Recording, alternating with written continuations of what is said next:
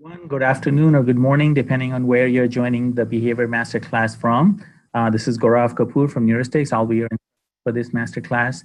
If you're joining us for the first time, Behavior is a masterclass series in which we teach how to use behavioral science, specifically applied to pharmaceutical market research and marketing applications. So the focus here is fairly narrow, and we use a lot of examples. The class is designed to be very efficient, only 30 minutes, and highly practical, so that our goal after every class is that you should be able to apply what you just learned to your brand or to the disease state or to the business area that you are currently involved in. Or you can at least share what you have learned with other colleagues. If the principles we teach today may not be applicable to your disease state, you may be able to share the learning with other colleagues who may be able to benefit from it. So we'll dive right in.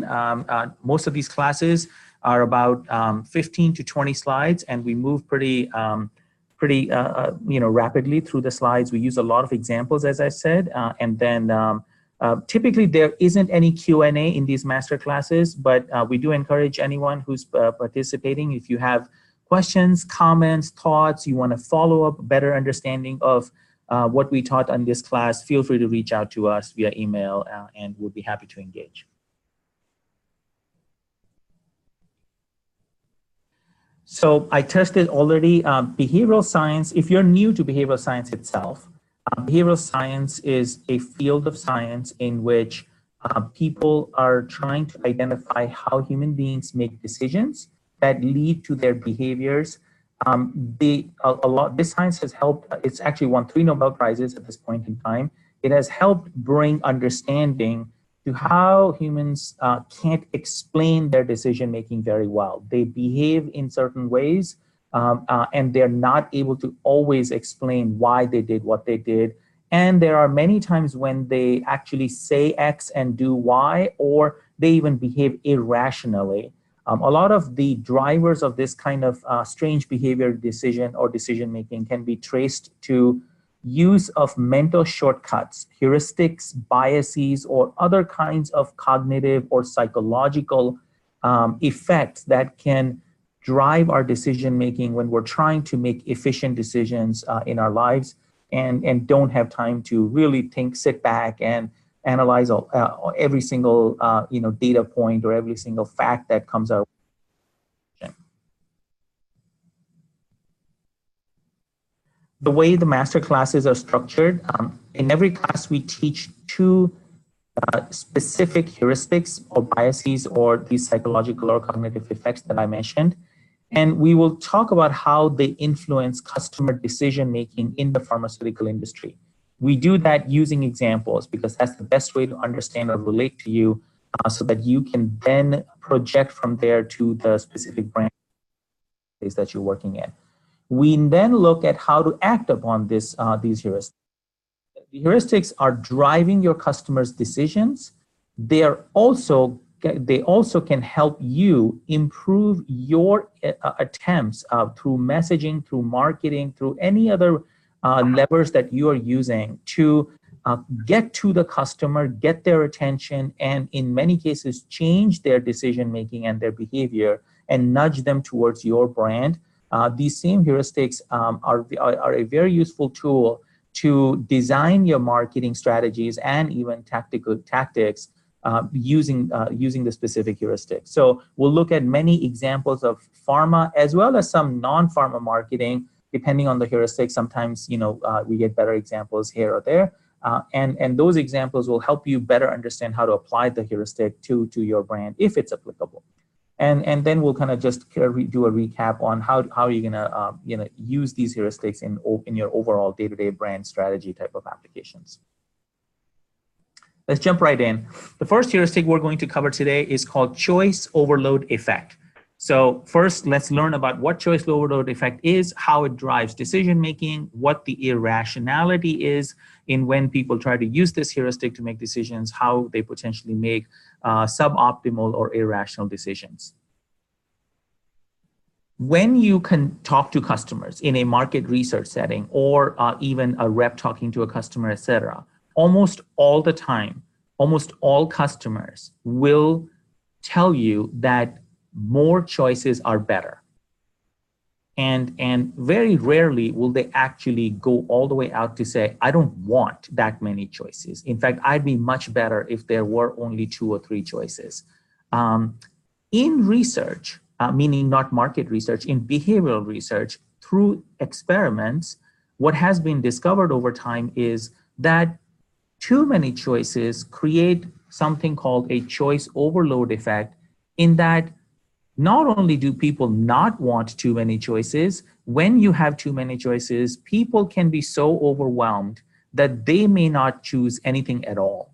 And this has happened to all of us, where if you have, almost everyone here in this masterclass must have had some kind of retail experience, whether you went to Home Depot or you went to a grocery store or an apparel store, like, or a department store, and you are standing in front of an aisle and you just say, oh my God, I can't deal with this. And you just turn around and leave because there are just way too many choices on the shelf for you to evaluate, and not enough time or no basis to make decisions. And that gives you a sense of like just a feeling of being overwhelmed and wanting to procrastinate the decision, unless you absolutely must buy whatever you're there to buy, and you have no other choice, then you'll put up with it. Otherwise, you might just say, oh, okay, maybe I'll think about this later.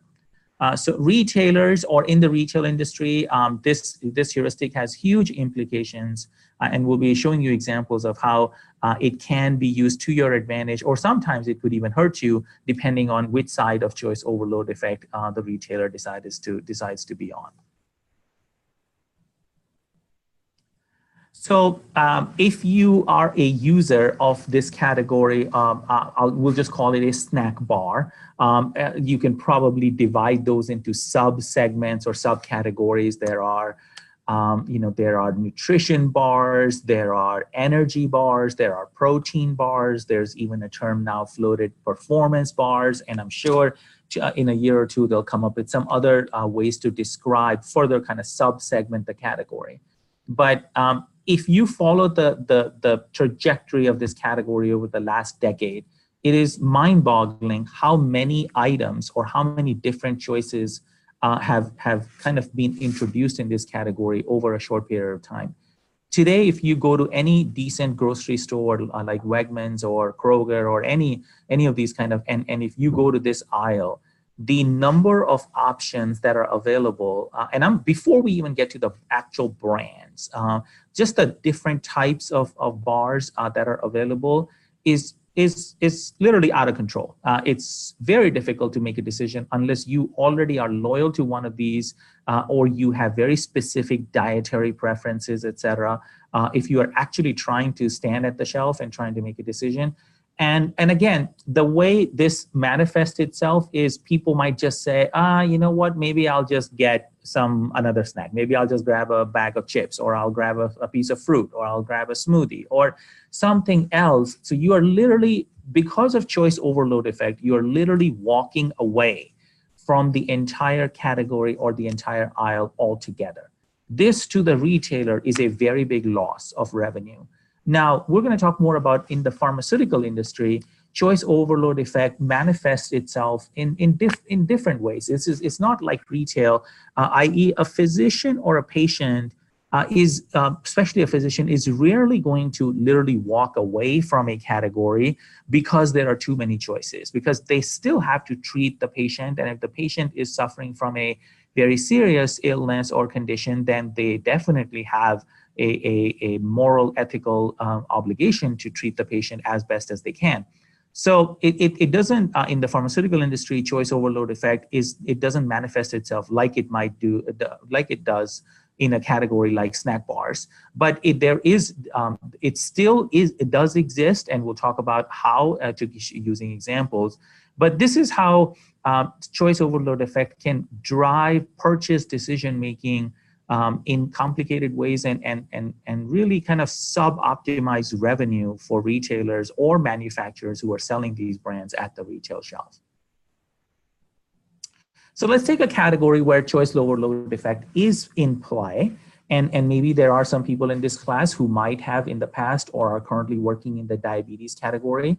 So if you look at the last 10, 12, or 15, whatever years of that diabetes, type 2 diabetes, in it like 10 plus years ago, there were predominantly three, give or take three classes of drugs that people would use.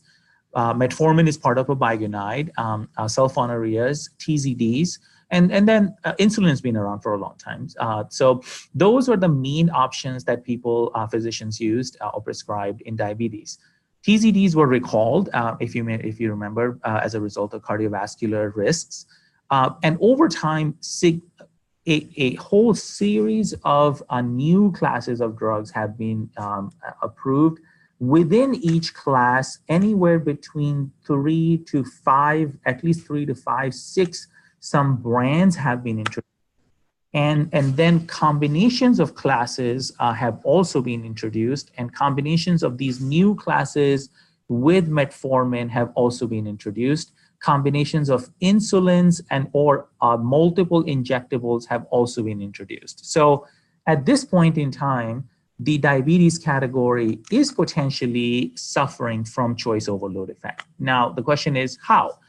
In what way is choice overload effect kind of playing a role? Again, the physician, because there are too many choices, are they going to literally say, you know what, I'm not going to do this at all. I'll just wait and see. Now, wait and see is a reasonably big problem in diabetes. It was a problem before there were many.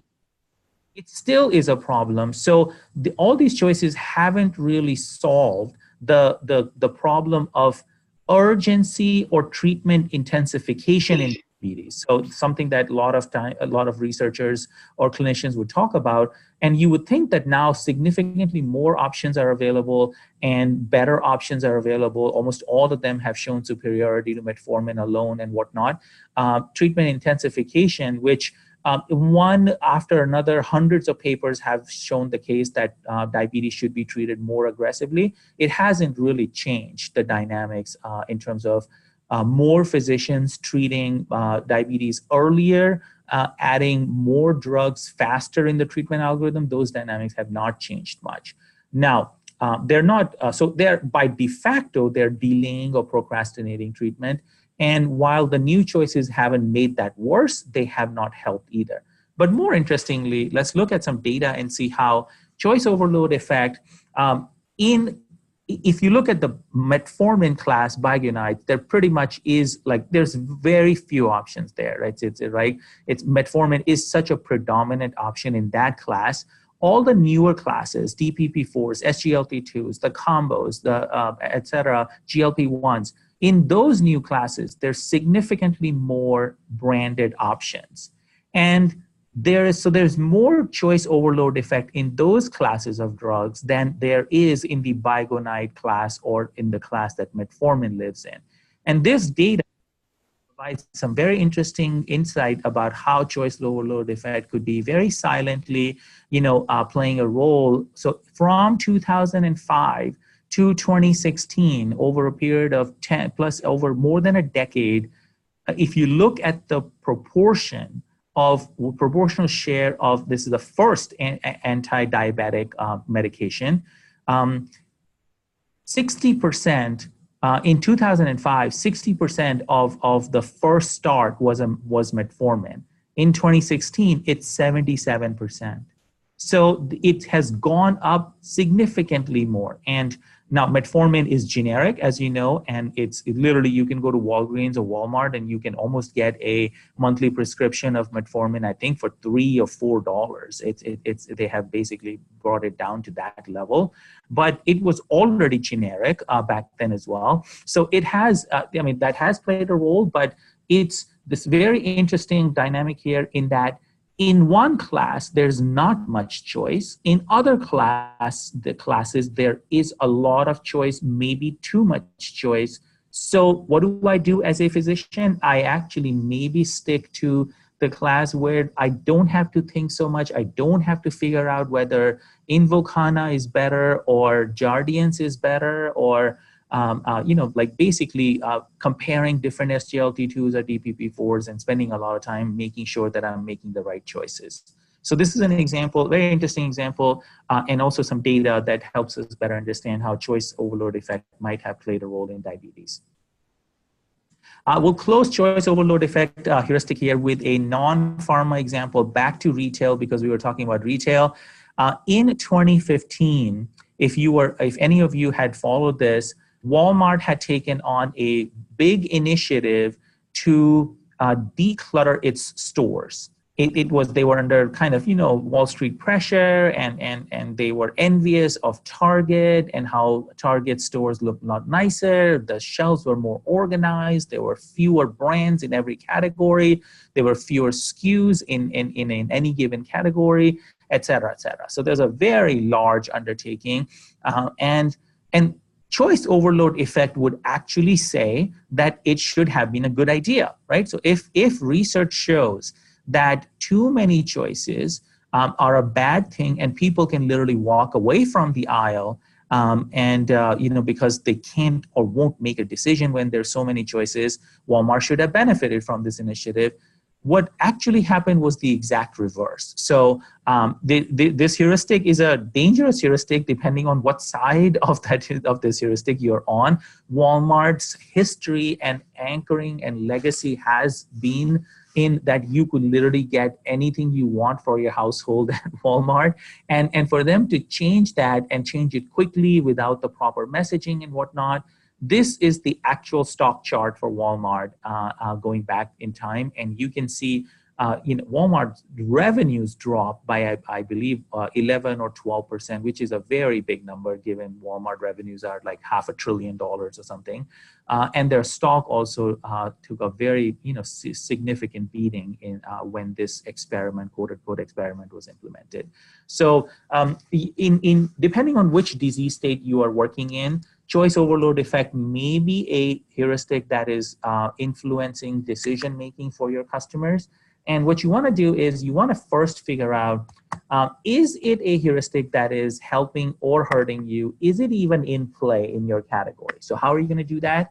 You want to look for certain markers. You want to look for things like, are there many classes of drugs in your category? Do some classes have many branded or generic options and other classes don't? And which class are you in? How differentiated are the brands in your class? And if you have lots of brands in your class and they're not so differentiated, choice overload effect is going to kick into even higher gears. Beyond the pill, are there other non-pharmacological or other nutritional or medical surgical interventions or options also available to the physician, which kind of explodes the choice overload effect now and adds multiple new dimensions to it.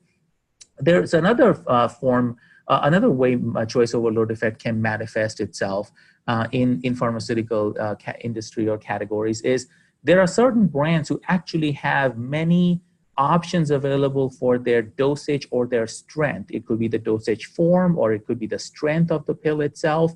And in some cases, when the brand did not handle it well, what was supposed to be a leverage point for the brand or a advantage over competition actually became a weakness and became a barrier to adoption because they kind of walked into the choice overload effect trap, if you will. So, so that's another kind of way that it might be influencing the brand that you're supporting or you're working on, and you want to look out for some of these kinds of markers. There would be other markers as well, but just these will get you started. You want to figure out whether, depending on whether it's helping or hurting you, you want to figure out how you want to feed or fight this heuristic. So most of the time, you're going to be fighting this heuristic. If choice overload effect is affecting your brand, it's very likely you are in a group of brands or in a category where, because of too many choices, physicians are actually not making decisions or procrastinating decisions or moving your decision and away from the entire class en masse. So you want to fight in most cases. There may be times when you may want to actually feed it because the other guys are subject to choice overload effect and you want to take advantage of it and you want to run with it. So in certain categories, if you, again, you may be working in a category where physicians are cycling through different agents within the same class, and they spend a lot of time and effort doing that, and they don't never get to your class or your brand in your class.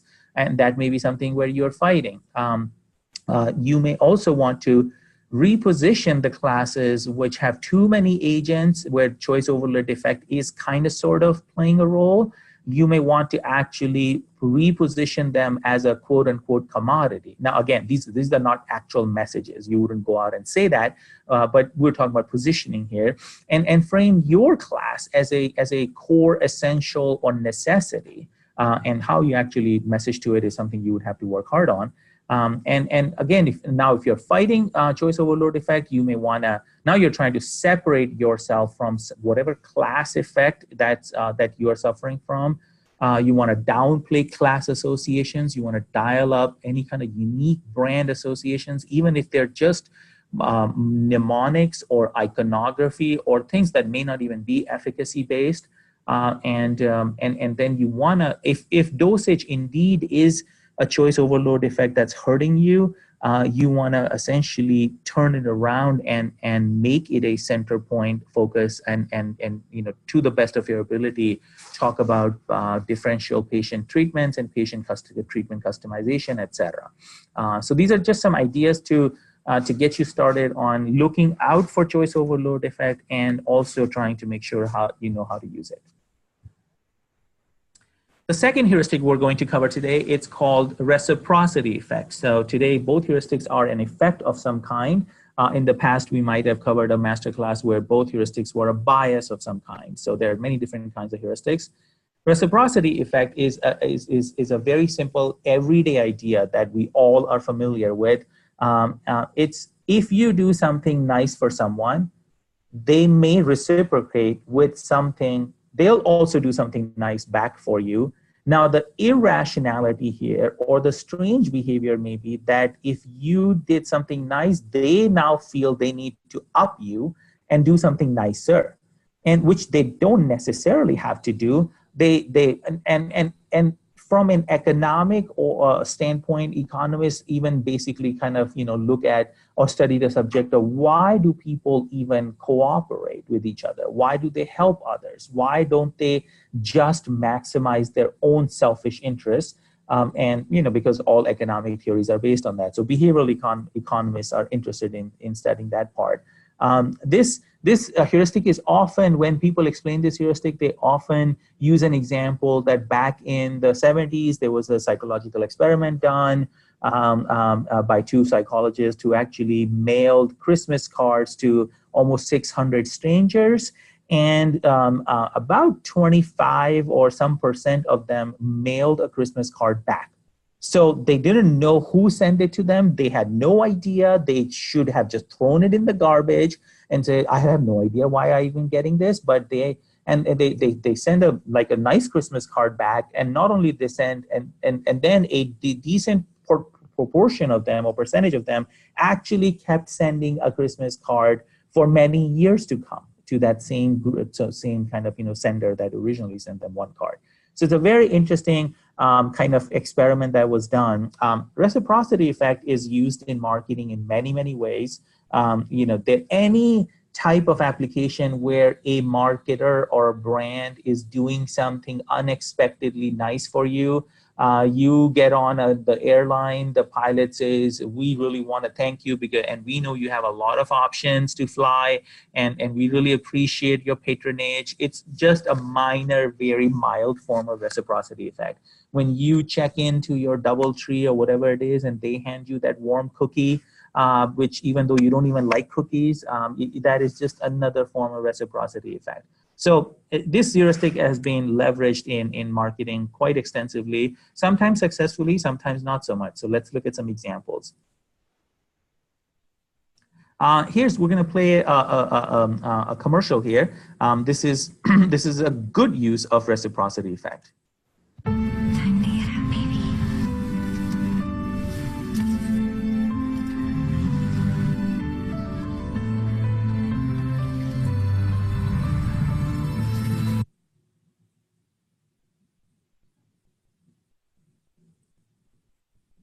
I was told people can't hear it, so let me just try again. Let's see.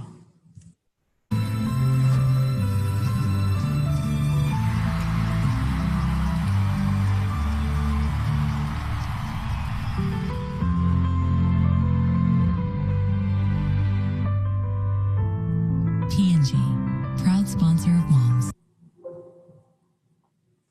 So this commercial from P&G during the Olympics, you may remember seeing it. There were several different executions of this as well. We just chose one. And, it's like in the marketing world, if you didn't bring heuristics in, people would say this is just corporate advertising, it's brand equity building advertising, any of those kinds of, descriptions, and they would all be accurate. It is. But here, there is something at play in that this is P&G's attempt of reciprocity.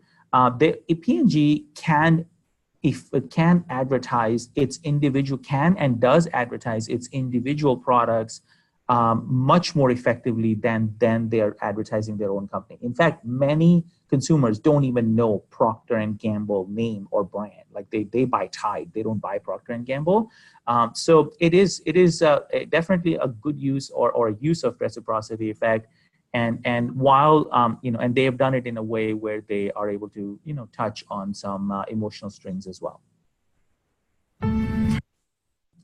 Now, here's a very recent use of reciprocity effect, which the verdict on whether this is going to turn out to be a good use or not such a good use is out. And we'll find out over time if it is or not. And as everybody here knows, Notre Dame had this very sad incident recently about the fire and the damage. And literally within 24 hours or so, thanks mostly to a few very wealthy individuals, but really organizations that they manage, they had raised over $1 billion for the restoration of Notre Dame. And now, very quickly after that, a lot of negative publicity also surfaced in that, how come people around the world are dying from hunger and starvation and natural disasters, and not a single person actually was injured or died in this incident. And how come these people have money for this, and this is just a tax, like tax play, and so on and so forth. So all of those things will, in the long run, it'll be interesting to see whether this reciprocity effect actually ends up being a positive or a negative thing for the likes of LVMH or Gucci or the companies whose CEOs donated most of the donations. Here's an example of reciprocity effect from the pharmaceutical industry, and this is an example of reciprocity effect going wrong. So a few years ago, there was this incident. It was all over the news. Some of you may remember a early stage company called Chimerix, which was working on a novel antiviral molecule for several different kinds of viruses that often affect people after surgeries, transplant surgeries, and other forms of kind of serious surgeries, and viruses like a CMV, cytomegalovirus, and other viruses. And the story here that got a lot of exposure in the press is there was this little, I believe, 8-year-old kid, Josh Hardy, who had recently had a transplant and got the infection and was literally given only 1 or 2 weeks max to live. And the surgeons and the physicians at the hospital, they told the patients about or the parents about this investigational kind of molecule and the clinical trials going on, and they made a plea for compassionate use. And Chimerix denied or declined that plea because they were just trying to do the right thing, what they thought for their organization, or it was a complicated case at that time. So let's just play. This is not a commercial, obviously. This is a clip from a CNN news story on this topic. Let's just play this. What have we come to in this country when a drug company that has received $72 or $73 million from the federal government will not give up a drug that they know can help a little boy. Are they afraid of damaging their bottom line if the drug doesn't work? I don't want to speculate what's in his mind. All I can tell you is that he is adamant, and I spoke to him yesterday, as I said, that he was not going to turn the drug over. I asked him, what would you do if this were your child or grandchild? He hung up. So this Ken Mock actually had to resign as a result of the way this situation was handled. Chimerix had to comply with the overwhelming social pressure on social media, et cetera, and they did provide the medication to the parents and to the patient as part of compassionate use. The patient, at least at that time, did survive, and he, since then, Chimerix has had a roller coaster history in terms of its clinical trial results, and it actually, got the clinical trials were not nearly as successful as they had originally expected. So it was a difficult situation, given that it was early stage clinical trials, asset, and they were still trying to figure out how well the molecule worked or not. But in today's day and age, the reciprocity effect can both help and hurt you. So it is a heuristic that you want to look out for in terms of, again, which side of this heuristic will you find yourself if you're working in marketing or market research. It can, and in today's day and age where consumers talk to each other and share things with each other through social media at lightning speed, it can snowball very quickly. So we skipped one slide here. So how to use reciprocity effect in day-to-day brand marketing applications. Any opportunity you can have where you can genuinely thank your customer, whether it's the physician or NPPA or patient, et cetera, it does not come across as a marketing ploy, is generally a good use of reciprocity effect. This is something you already do, but if you know the psychology behind it and you even know the irrationality of decision making that surrounds reciprocity effect, you might approach it differently. You might go farther than what you're doing today, et cetera. You might literally put a culture in place where every single rep call has to start with a certain very specific way of thanking the customer. This is the Merck way, or this is the Pfizer way, whatever. So that's something that you can play with. Patient support programs are a rich source of reciprocity effect. Now, every brand, if it's a category, a specialty pharmaceutical of some kind, and patient support program is a given, you're going to have it. Then you're looking for just one point of differentiation that can make your patient support program stand out. And finally, copay cards and the messaging that surrounds these copay cards is also an opportunity for you to leverage reciprocity effect. You're pretty much feeding reciprocity effect. You're never really going to be fighting it. So these are just, again, some ideas to get you started on this heuristic reciprocity effect. So we'll close our masterclass today with this note. So we covered two heuristics today: choice overload effect and reciprocity effect.